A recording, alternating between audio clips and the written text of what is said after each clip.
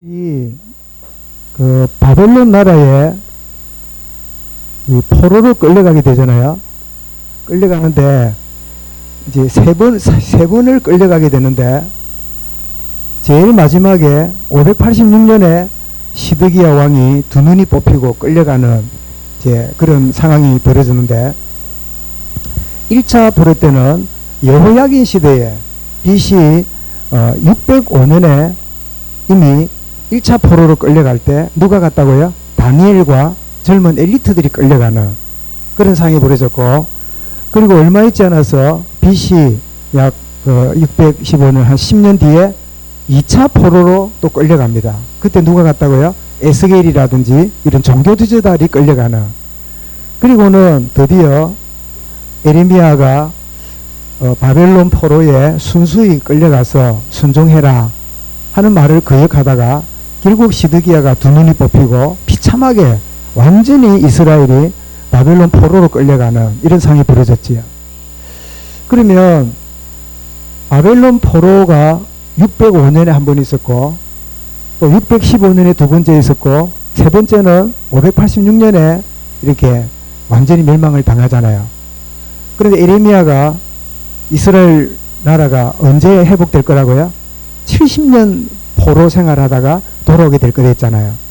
그래서 그 70년 기준을 586년으로 기준을 삼으면 어떻게 되겠습니까? 그러면 516년에 돌아와야 되겠지요. 근데 하나님 은혜로 1차 포로에 605년을 기준 삼아서 70년 후에 돌아옵니다. 그러면 몇 년이죠? 그러면 535년이 되겠지요. BC는 많을수록 과거고 BC는 적을수록 현재가 되잖아요. 그러니까 605년에 끌려갔던 이스라엘이 70년 후에 535년 되잖아요. 이렇게 이제 돌아오는 70년 만에 돌아오니까 마지막 포로에 끌려갔던 사람은 사실은 70년이 안 되지요. 몇 년입니까? 한 말하자면 한 30년, 31년 뭐 정도 이렇게 되겠죠. 그런데 바벨론 포로에 이스라엘이 끌려간 이 70년 동안 그들은 왕이 없는 시대에 살게 됩니다. 왕이 사라졌어요. 그죠? 왜요? 언약을 잃어버린 지도자는 하나님 앞에 안 맞는 거죠. 그래서 언약을 잃어버린 왕이 없어진 시대, 그들을 지도할 사람은 아무도 없는 그런 시대가 되어버리고 말고, 그 다음에 두 번째로 제사장도 없습니다. 왜 그렇지요? 성전이 무너졌는데, 성전이 없는데 제사장이 할 일이 없잖아요. 왕이 없는 시대, 그리고 제사장이 없는 시대. 말하자면 삶을 지도할 왕도 없고 하나님께 용서받도록 도와주는 제사장도 없는 이런 시대. 참 비참하게 짝이 없는 시대지요. 그런데 놀랍게도 이때 유일하게 있었던 하나님의 유일한 방법이 있었는데 그들이 누굴까요? 바로 선지자입니다. 이 선지자들을 통해서 하나님이 말씀하시고 이 말씀을 이루는 일을 해오셨는데, 여러분 그런 점에 있어서 오늘 왕은 누굴까요? 오늘 우리 세상 조직입니다. 세상 조직이 가면 갈수록 우리에게 소망을 주기보다는 가면 갈수록 실망이 더 클 거예요. 원하는 사람이 세워지면 좋겠는데 그렇지 않는 사람이 세워지고, 또 원하는 사람 세웠다고 했는데 보니까 실망이 크고, 오늘 세상 왕들은 오히려 뭐라 그럴까요? 참 우리에게 이 실망을 가져다주는 게 되고 말 거예요. 오늘 또 이 종교를 감당하고 있는 제도권 인들도요, 복음을 잃어버리고 나면 어떻게 돼요? 그냥 공회라, 공회. 그래서 하나님은 어떻게 합니까? 시대마다 말씀을 통해서 왕이 사라지고 제사장이 무너져도 하나님은 말씀을 통하여 지금도 일하신다는 거야. 그런 의미에서 포로귀환 시대에 하나님의 역사는 뭐죠? 제도권이 없고 조직이 없는 가운데 있지만 하나님은 정확한 말씀을 주시고 말씀을 이루어 가시는 그 시대가 무슨 시대라고요? 포로귀환 시대다. 어쩌면 이 시대가 그런 시대가 아닌가 생각이 듭니다. 오늘 우리를 안전하게 해야 될 우리 세상 제도도 그렇고, 오늘 여러분 교회가 참 이 민족에게 어떤 소망과 빛을 밝히기보다는 오히려 실망을 가져다 준 이때에 이런 말씀 붙잡는 이 마지막 때가 될 수 있길 바랍니다. 그러면 이렇게 말씀을 이루어가는데 이때 누가 등장하는가 하면 페르시아의 이 페르시아는 지금 이란이죠. 그 희한하게 참 이 메시지 하려고 그런 건 아닌데 지금 이란을 미국이 지도자 하나를 이게 저격을 해가지고 이란 전 국민이 미국과 싸우자 하고 막 지금 아주 막 심각하게 있는데 그렇다고 미국을 칠 수는 없겠지요. 그 뭐 세계 무기 다 모아봐도 미국하고 안 되니까 뭐 일단은 막 그러고 있는데 어찌될지 모르겠는데요. 어쨌든 이 페르시아가 그 당시에 강대국이었던 이 바벨론, 지금의 이라크지요. 이 바벨론을 무너뜨리는 역할을 하게 되는데 이때 누굽니까? 고레스라는 왕이 등장하게 됩니다. 역사에 보면 키루스라고 되어 있고 우리 성경에는 고레스 이렇게 되어 있죠. 고레스. 이 고레스가 조그마한 부족의 그 왕이었다가 점점점 커져서는 바벨론을 무너뜨리고는 페르시아를 세우게 되는데 이 페르시아를 정복하는 그때가 언제냐면 539년에 이제 정복을 하게 된 물론 BC입니다. 되는데 이 고레스가 이 바벨론을 이제 정복했다 그랬죠. 바벨론을 정복하고 물론 나중에는 이집트도 점령을 하는데 그 아들 멤피스라는 아들이 이집트도 점령하는 이제 일이 벌어지는데요. 그런데 이 정복을 하고 나서 이 고레스는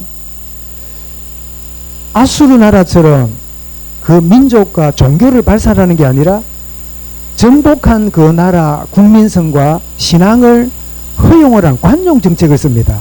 관용 정책을. 그래서 이 관용 정책을 쓴 가운데 이스라엘이 포로에서 이스라엘로 귀환하게 됩니다. 그게 오늘 읽었던 역대하 36장이고 에스라 1장하고 어째 내용이 똑같을까요? 그죠? 그래서 아마 이 열왕기는 그 당시에 쓴 기록이라면 역대기가 언제라고요? 포로에서 돌아온 다음에 기록했다 그랬잖아요. 그 열왕기의 역사를 돌아보면서 그렇다면 역대기를 에스라가 쓴 게 아닐까? 왜 에스라서 앞에 하고 역대기 끝하고 어째 이렇게 같을 수가 있을까요? 그래서 에스라 시대에 역대기를 기록한 게 아닌가? 옛날 역사를 돌아보면서 그렇게 우리 짐작이 되는데 어쨌든 기원을 하는데 이 일에 놀랍게도 하나님의 종으로 쓰임을 받습니다. 누가요? 고레스가. 이 고레스가 이방인 왕인데 하나님의 종으로 쓰임 받아요. 왜냐니까 고레스가 태어나기 150년 전에 하나님이 말씀으로 예언을 했어요. 뭐라고 예언했는가 하면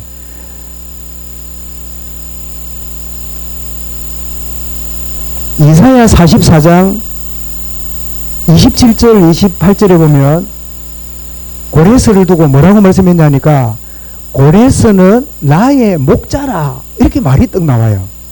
그 다음에 이사야 45장 1절에는 뭐라고 되냐니까 나의 기름 부음 받은 자라.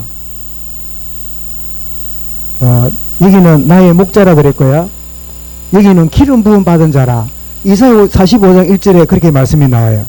그리고 이사야보다 한참 뒤에 활동했던 에레미야 25장 1절부터 24절에 보면 오늘 읽었던 말씀 중에 누가 예언한 대로 돌아오리라 했다고 해요?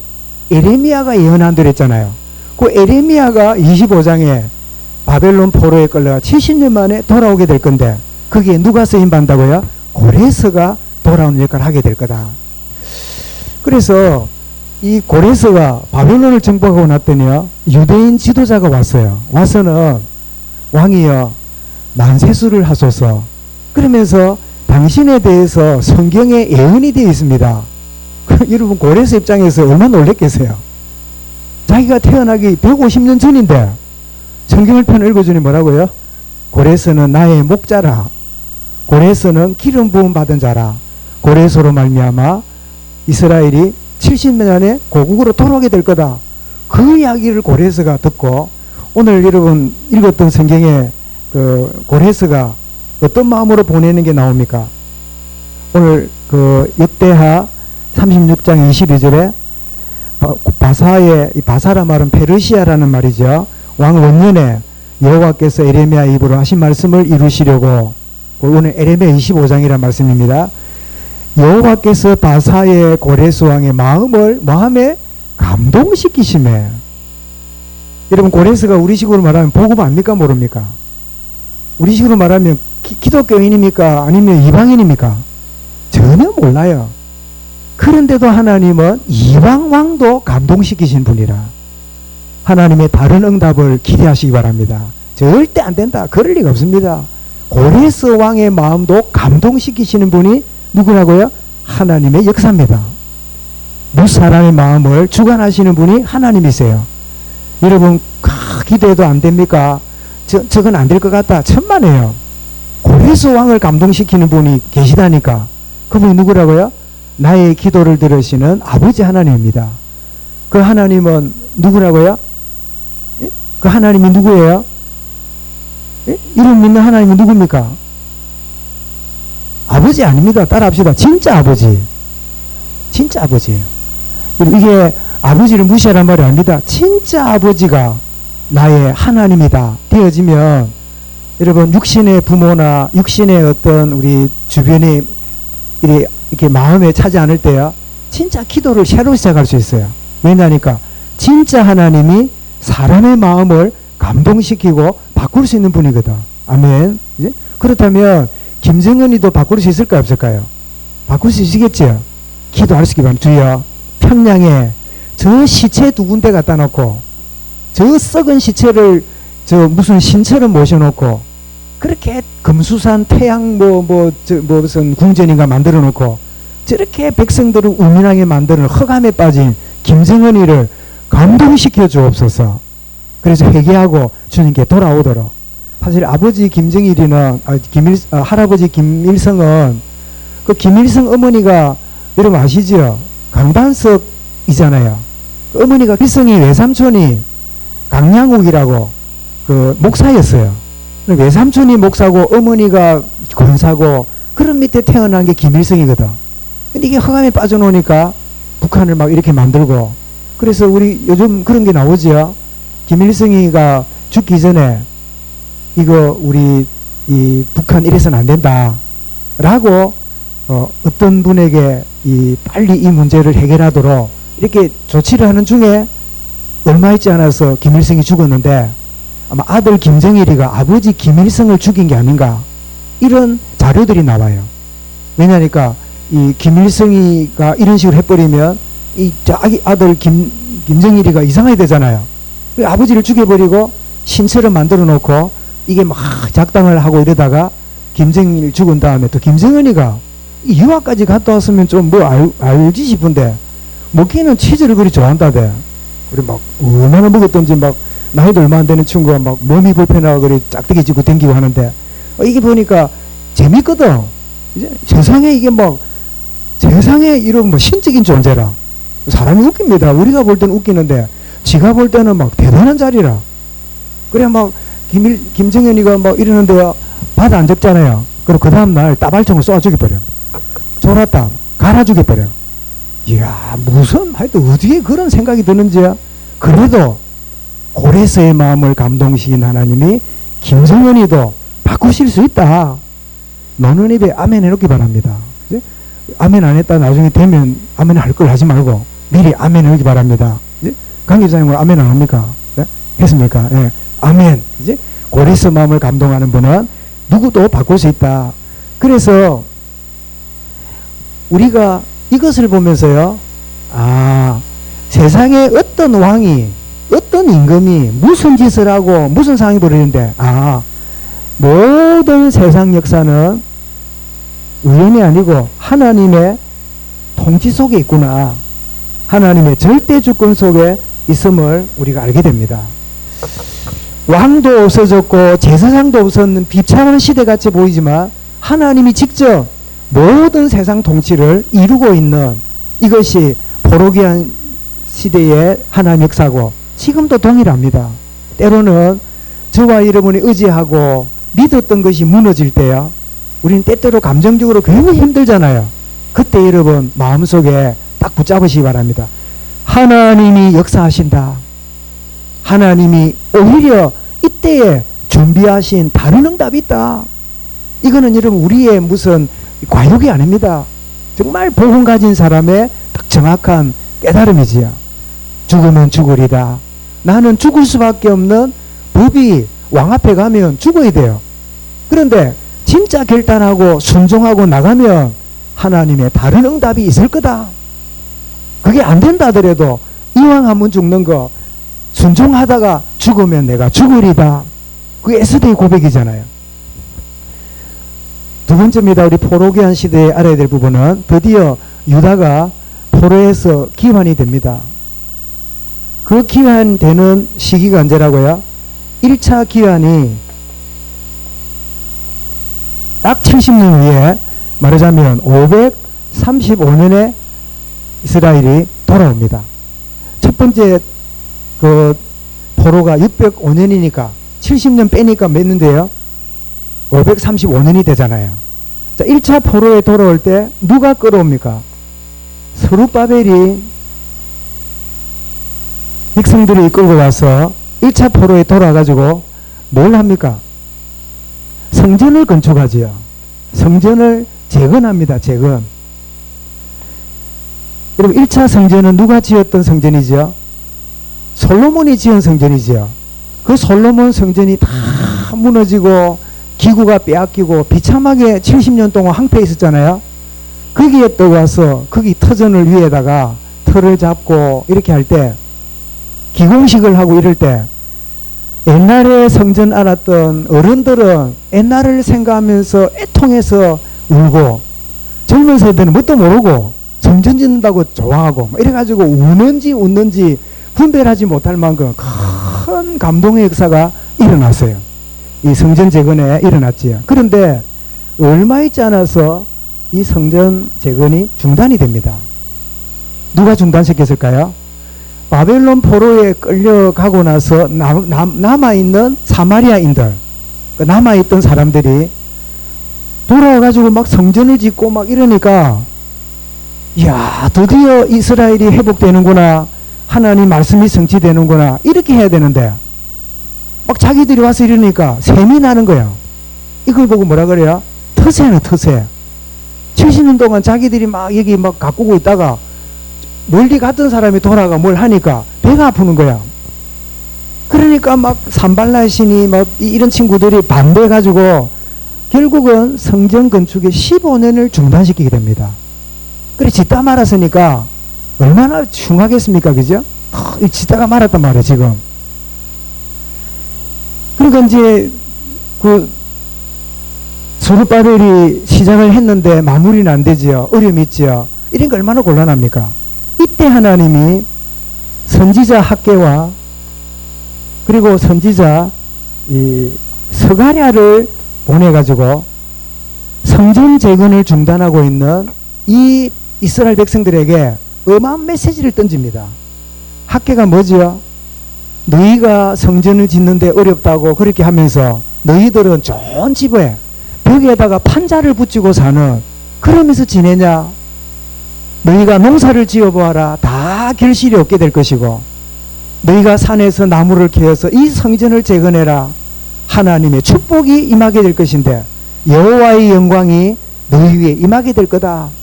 그러면서 이 학개를 통해서 성전 재건의 메시지를요, 어마어마한 메시지를 막 백성들이 던집니다. 그런데 여러분 선지자들은 메시지를 던진 다음에 백성들이 안 받아들이면 목숨이 날아갔어요.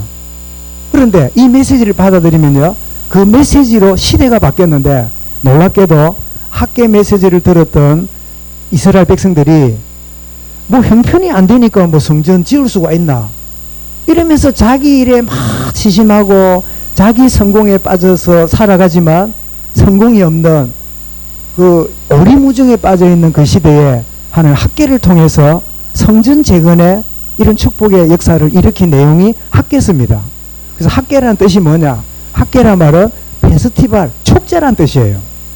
여러분 하나님 말씀 붙잡으면 축제 인생 됩니다. 이런 말씀의 언약 붙들면요 날마다 잔치하는 인생이 돼요. 저는 참 제 개인적으로 이 학개서를 잊을 수가 없어요. 제가 이제 그 87년도에 이제 신학대학원 다 마치고 2년을 농촌교회를 이제 그 목회를 해야 되는 그 고신의 법이 있었어요. 제가 첫 케이스가 돼가지고 이제 농촌교회를 가야 돼. 2년을 가야 돼. 그래가지고 이제 농촌교회를 어디 가야 되는가 그런 중에 저 함안에 있는 남지 가기 전에 있는 그 삼칠면이 칠북, 칠은, 칠서, 칠북 그 칠북 우리 안그사님 고향이 칠북이라 하더라고요. 뭐 그때는 몰랐는데 와서 알았는데 거기 보면 이제 교회가 한 100년쯤 된 교회가 있어요. 교회가 있는데 이제 그 지역이 좁고 뭐 젊은 사람 나가고 이러다 보니까 또 이제 거기에 제가 이제 2년을 가야 되니까 뭐 의무감으로 갔지요. 사명보다는 안 가면 안 되니까 2년을 그 농촌 인턴을 해야 목사 고시를 치르니까 그래 뭐 원치는 않았지만 간다고 한 게 거기 갔어요. 또 가보니까 한 100년 된 교회인데 그것도 한 마을에요. 통합측하고 고신이 나눠져 갖고 그래갖고 두 개 떡 나눠 형님은 이 교회 장로고 동생은 저 교회 장로라 한 마을에 그러니까 불신자 볼 때 얼마나 민망합니까? 뭐 교인들 얼마 안 되네 보니까 뭐 노인들 이래갖고 한 교인이 한 20명 남짓이에요. 그저만한 막 그 마룻바닥에 앉아갖고 있는데 그것도 보로꾸로 지은 담이고 그 유리창 하나 이런 그 말고 막 옛날 있잖아요. 바람 불면 수술 들어오고 그래가지고 막 예배를 드리는데 막 교회도 지어야 되는데 형편도 안 되지. 그래 전임자가 왔다가 2년 지나면 갚버리고 또 2년 지나면 갚버리고 2년 끝났으면 이제 목사 받을 수 있으니까 뭐 이런 상황이에요. 저도 가만히 보니까요 이게 막 교회 지어야 될 그런 상황인데 여건은 보이 도무지 아니라 그래 나도 막 2년 지나면 도망가야지 이런 생각을 하다가 본성 아니다. 언제까지 이 교회에 젊은 목회자 2년 있다 갚버리고 또 그 짓을 하겠냐. 그런 생각이 들면서 하나님이 제게 거룩한 부담감을 주셨어요.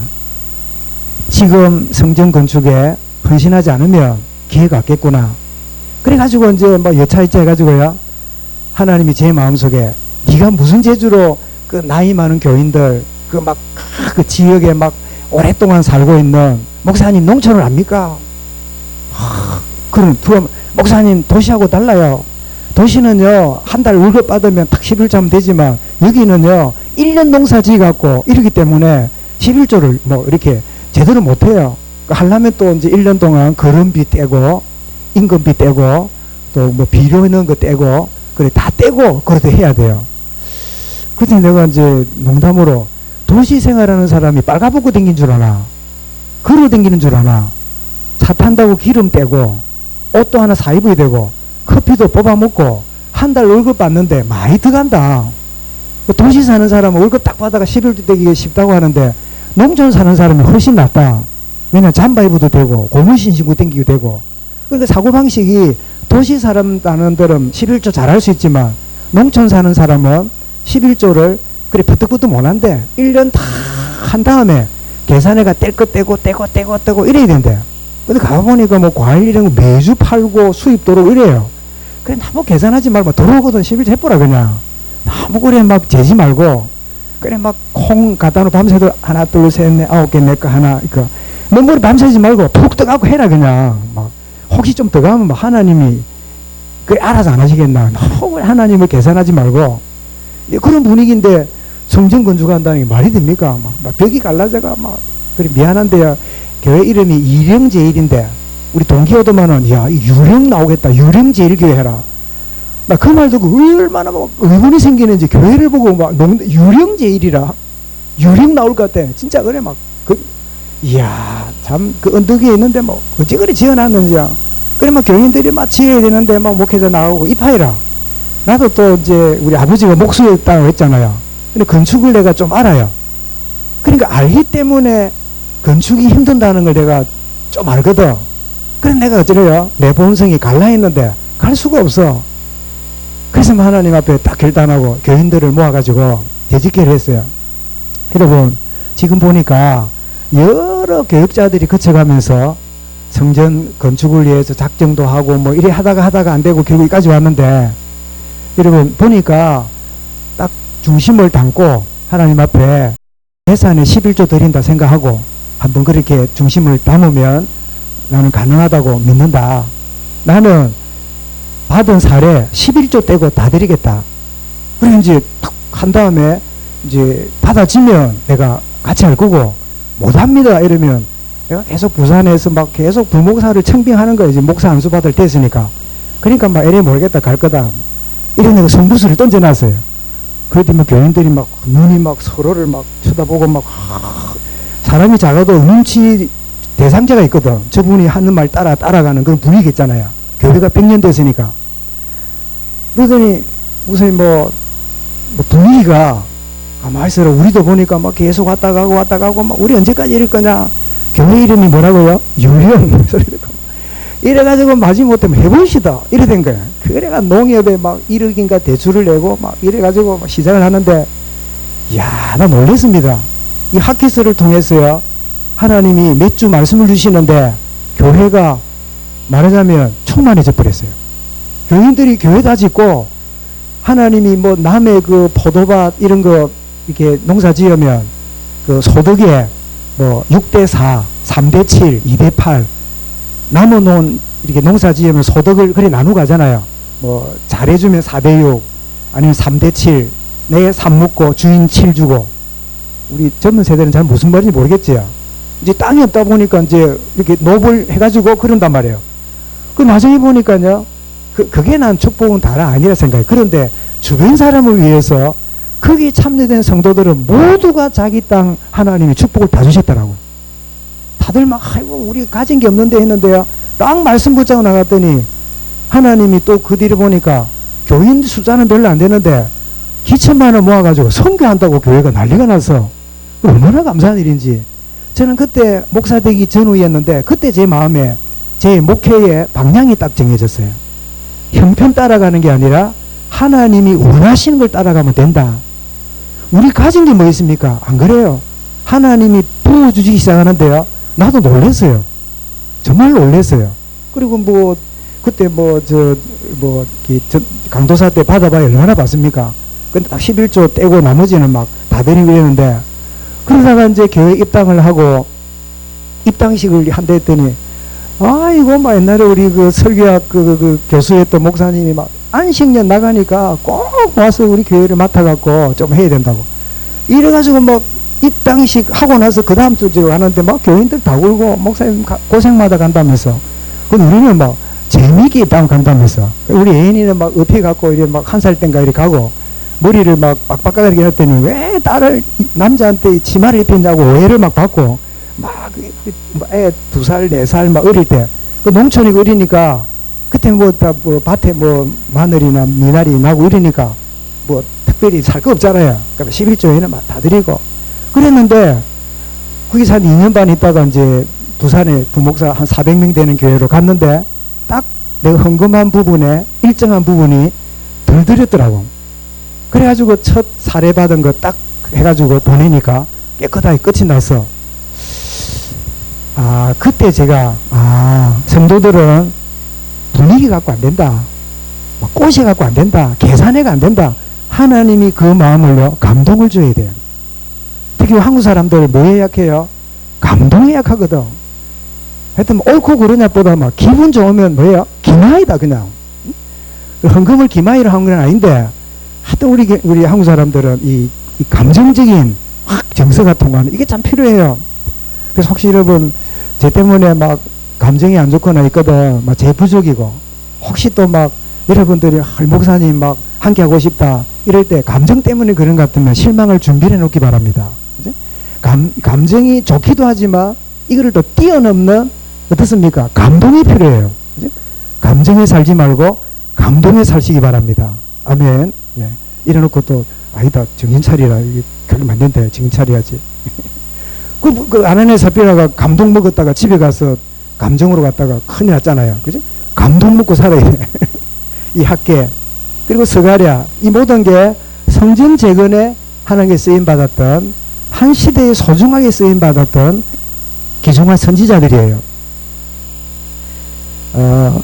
그래서 결국은 이제 성전을 이제 재건하게 되는데, 여러분, 성전 재건은 단순한 건물이 아니라 하나님이 그들에게 회복하시는, 하나님이 치유하시는 하나님의 은혜가 이 성전을 재건하는 걸 통하여 솔로몬 시대의 하나님의 영광을 우리 시대에도 허락하시는구나, 이 사실을 아는 그 소중한 부분인데, 우리는 신앙생활을 막 은혜 받고 영적으로도 하지만 때로는요, 우리가 청종하고 순종에 손을 내밀 때 때로는 이게 막 힘이 들고 이런다 싶지요. 근데 하나님이 그거를 회복하고 치유하는 하나님의 계획이 있어요. 정말 이런 성전 재건을 통하여 하나님 이스라엘을 회복하고 치유하시는, 그런데 이 성전은 누굽니까? 바로 오실 메시아를 예고하는데, 여러분, 성전이 회복되고 하나님 이스라엘을 치유하는 이 메시지를 누가 잡고 이 선지서를 썼지요? 그 동편에서 물이 흘러나와가지고 온 곳곳마다 생명이 살아나고 마른 뼈다귀가 군대로 일어나는 그 모든 메시지를 보았잖아요. 두 번째 포로로 올려갔던 누구지요? 에스겔이잖아요. 그 에스겔에게 군대로 일어나는 뼈다귀, 성전이 회복되는 모든 것들은 사실 오실 메시아를 예표하는 겁니다. 이 모든 그림들이 이 포로 기한 시대에 이루어졌음을 보게 되죠. 자, 그런데 성전이 회복되고 성전이 이렇게 준비되니까 이제는 제사장도 필요하고, 그 당시에 총독이 또 이제 스룹바벨도 총독입니다. 총독이란 말은 뭐지요? 페르시아 왕이 스룹바벨 네가 그 지역을 통치해라 하는 일종의 페르시아 왕의 심부름꾼입니다. 왕이 아니지요. 열왕기에 바벨론 포로에 끌려간 다음에 이스라엘에는 왕이 없는 시대가 계속 진행되다가 주님 오시는 그때에까지도 로마의 속국이라 했잖아요. 그런데 누가 나타났어요? 왕으로 나시니가 어디 계시냐. 굉장히 중요한 메시지잖아요. 그래서 이제 왕 대신 그리스도가 오신 걸 우리가 보잖아요. 그런데 성전은 재건하고 이랬는데 사람이 또 희한합니다. 어떤 눈에 보이는 과정을 겪고 나면요, 거기에 안주하게 돼요. 아이고 이제 고생 끝났네, 아이고 이제는 됐네, 이 안주함에 들어가는데, 그래서 옛날에 보면 우리 어른들 중에, 부모 세대 중에요, 고생 다 끝나고 병들어 죽는 그런 경우 많이 보셨지요? 보고 듣고 안 했습니까? 또 아니면 겨울 지나고 봄에, 혹은 여름 지나고 추위 오는 가을 때 그 환절기에 노인들이 많이 돌아갔어요. 그 이유가 뭔지 압니까? 그게 안주해서 그래요. 아이고 이제 살만하네, 근데 춥잖아요. 또 이제는 겨울이 이제 됐다가 봄이 되잖아요. 아이고 봄이 오네 이러면 긴장이 풀려갖고 리듬이 깨져서 죽는 경우 많아요. 영적으로도 마찬가지입니다. 자, 성전을 재건했습니다. 그런데 이 성전에 또다시 하나님을 가두어 놓는다면, 또다시 만들어 놓은 그 법궤에다가 하나님을 묶어 놓는다면 또 어디로 돌아가요? 바벨론 포로 이전에 종교로 또 돌아가겠지요. 그래서 하나님이 보낸 두 번째 이 기한에 쓰임받았던 선지자가 있는데, 그 사람이 누구냐니까 그 사람이 에스라입니다. 이 에스라가 이제는 율법학사인데요. 율법학자인데, 에스라가 두 번째 포로에서 돌아오면서 이스라엘 백성들에게 눈에 보이는 성전이 세워졌지만 눈에 보이지 않는 말씀 회복의 이 일에 에스라가 쓰임받기 시작합니다. 여러분, 눈에 보이는 여러분 회복뿐 아니라 보이지 않는 내면이 말씀으로 회복되어야 돼요. 여기에 에스라가 쓰임받게 되는데, 이 에스라가 기도하기를, 주님 나에게 학자의 마음을 주셔서 이 말씀을 백성들에게 잘 전달하게 하소서, 그런 기도를 하고 2차 포로에 돌아오는 역할을 하게 되지요. 근데 에스라뿐 아니고 여러분, 이 이스라엘의 성벽이 이제 무너져 있으니까, 이 성벽이 무너져 있으니까, 여러분, 성전은 세워졌고 이스라엘이 예루살렘에 모여있긴 한데 성벽이 없으니까 적군도 오고 막 동물들이 뛰어들고 맹수가 들어오니까 사람들이 지낼 수가 없잖아요. 그래서 이 예루살렘 성벽을 쌓는 일을 이제는 해야 될 필요를 느꼈어요. 그때 수산성에 왕의 음식을 수종 들고 있던 한 사람이 하나님 앞에 부름을 받고 성벽 재건을 위해서 세 번째 포로 기한에 쓰임 받는데, 그 사람이 누굽니까? 느헤미야입니다.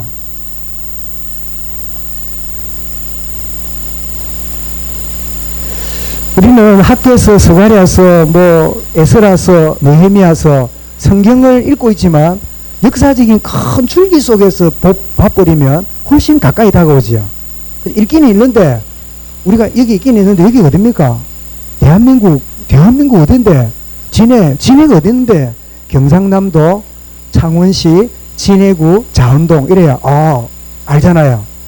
근데 살기는 사는데 어디 사는지 모르면 사람한테 설명이 어렵잖아요. 이 줄기를 보고 있는데요, 이 느헤미야가 성벽이 무너진 것을 알고 돌아왔는데 밤에 와서 성벽을 쭉 보니까 성벽이 무너져 있으니까 동물들이 막 적군이 오는 거예요. 그래서 다 본 다음에, 밤에 본 다음에 이제는 낮에 백성의 지도자를 모아놓고 성벽을 재건해야 되는데, 이러니까 전부 다 입이 쑥 나왔어요. 우리가 무슨 돈으로 재건하는데, 얼마 전에 성전 재건하는데 힘 다 뺐는데 뭐 하란 말인데. 이러니까 하나님 느헤미야가 이런 답을 주셨어요. 그래, 너희 집이 다 어디 사는 거 한번 봐봐라.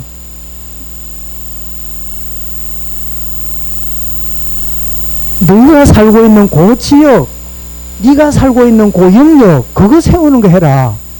그러니까 못 안오니까 큰 돈인데 자기 집 앞에 있는 담 쌓는 거는 쉬운 일이잖아요. 그래서 가만히 들어보니까 맞거든. 이 쌓는 거는 누가 덕 봐요?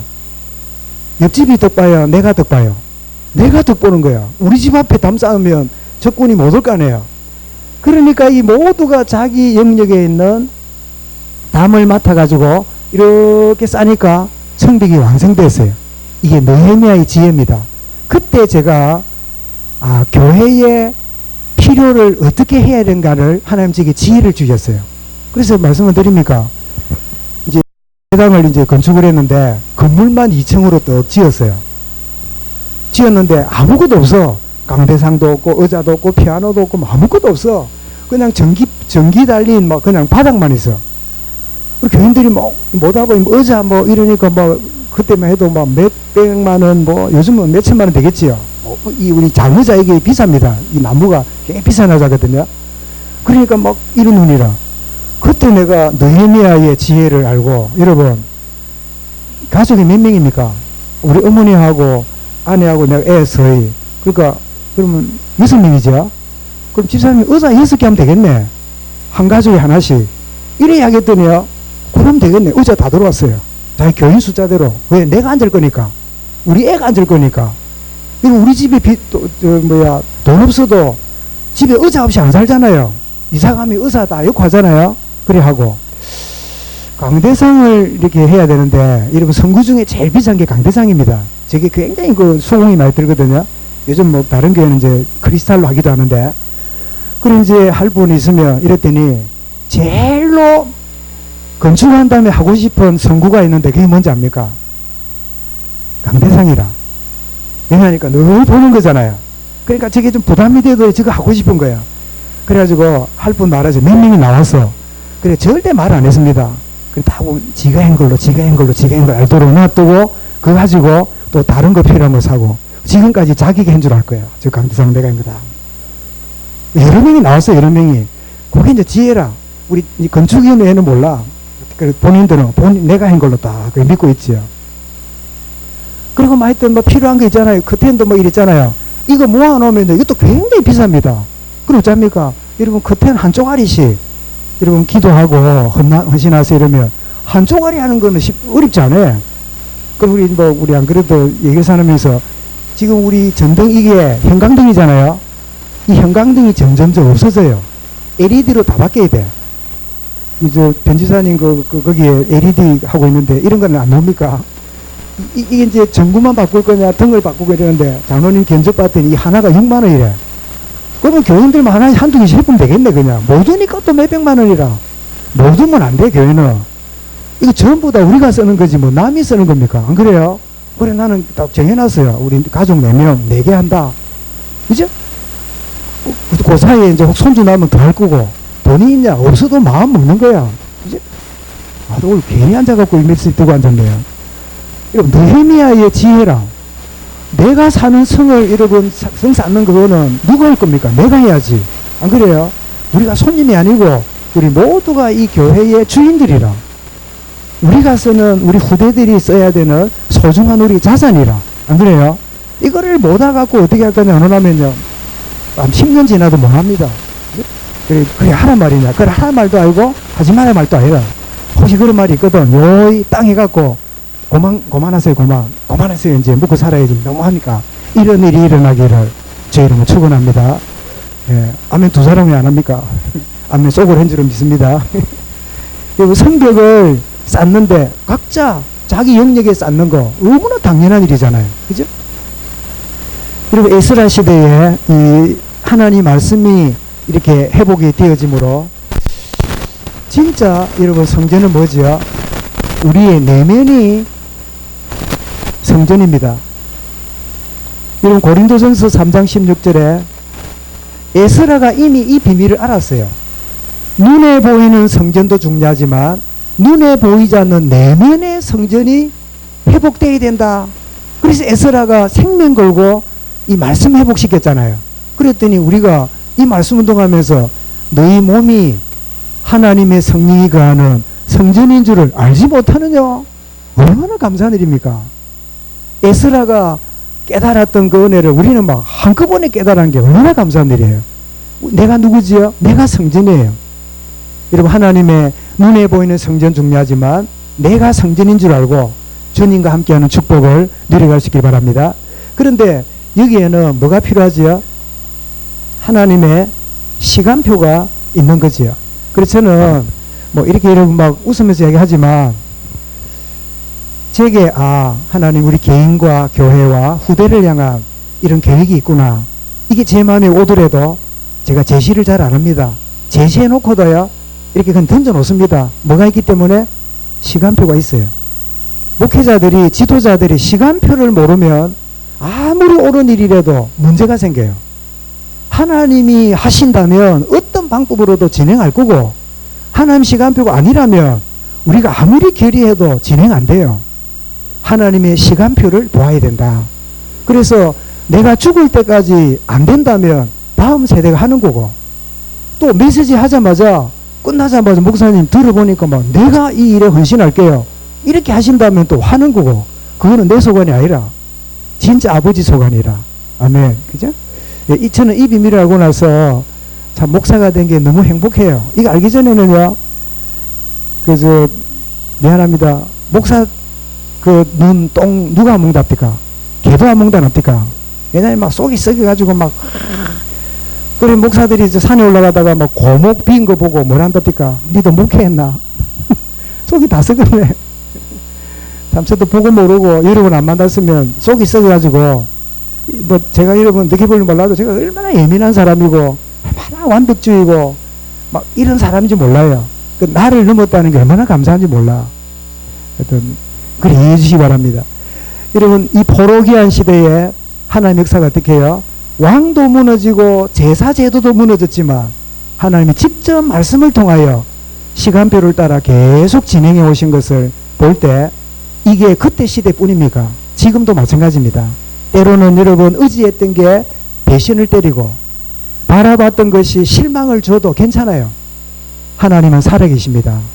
1.1획 없어지지 않고 말씀을 그대로 이루리라 분명히 말씀하셨잖아요. 그렇다면 우리가 정리하면 첫 번째는 여러분 눈에 보이는 게 무너지면 끝입니까? 아닙니다. 하나님은 다른 문을 준비해 놨어요.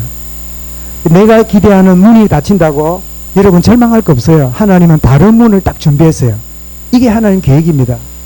그리고 두 번째로 여러분 의지하던 게 내가 그렇게 의지하던 게 무너지거나 실망을 주잖아요.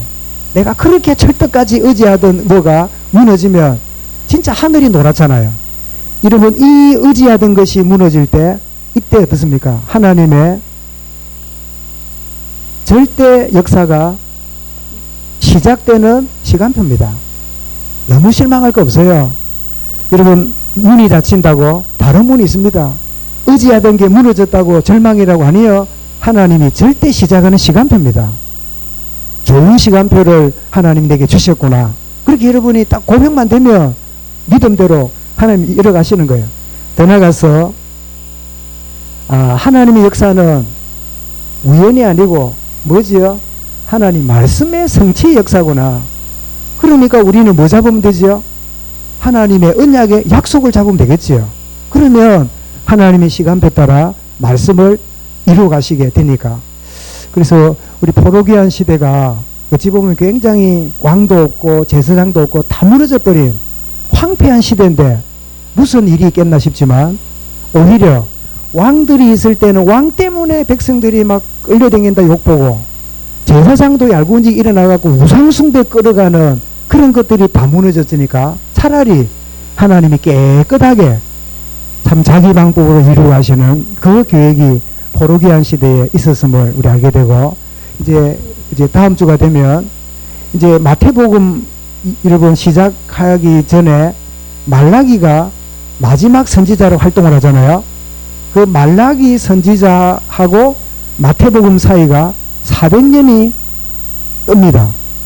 그럼 그 400년 동안 이루어졌던 신구약 중간시대 주님이 오시기 400년 전에 그 기간 동안 성경이 다 말하진 않아요. 뭐 헤로도투스라든지 유대의 역사학자들이 그때 무슨 일이 있었는가를 세계 정세, 유대계의 분파, 또 어두운 이 종교의 실망, 주님이 오시는 때가 되기까지 400년의 신구약 중간시대가 열리기 시작하는데 그 부분을 좀 이게 다루도록 그걸 뭐 한 시간에 할 수 있을런지 몇 차례 해야 되는지 그거는 준비되는 대로 나누도록 하겠는데 우리 열왕기를 보고 나서 우리 오후 예배 때 좀 이런 시대별로 이 말씀 보는 게 어찌 보면 좀 어려울 수도 있고 어찌 보면 여러분에게 좀 눈을 열어주는 그런 계기도 될 수 있겠는데 제가 바라기는 정말 하나님이 제게 이런 관점으로 좀 말씀을 나누면 좋겠다 마음을 주셨다면 이 말씀을 여러분이 받아들이고 잘 이해하고 굉장히 바탕을 까는 중요한 시간표가 저는 그렇게 믿습니다. 그런 축복 응답이 시간마다 있기를 바랍니다. 하나님 감사합니다. 포로로 끌려갔기에 소망이 없어 보인 줄 알았더니 하나님은 말씀을 통하여 정확하고 세밀하게 이루어 오셨음을 일깨워 주신 것 감사합니다. 이 시대 보이는 거, 참 우리가 의지하는 거, 또 여러 가지 상황들이 참 소망이 없어 보이나 여전히 변함없이 역사하시는 하나님의 약속을 붙잡고 참된 다른 응답을 보는 한 걸음 한 걸음 되도록 저들을 인도하시고 역사하여 주옵소서. 주 예수 그리스도 이름으로 기도드리옵나이다. 아멘.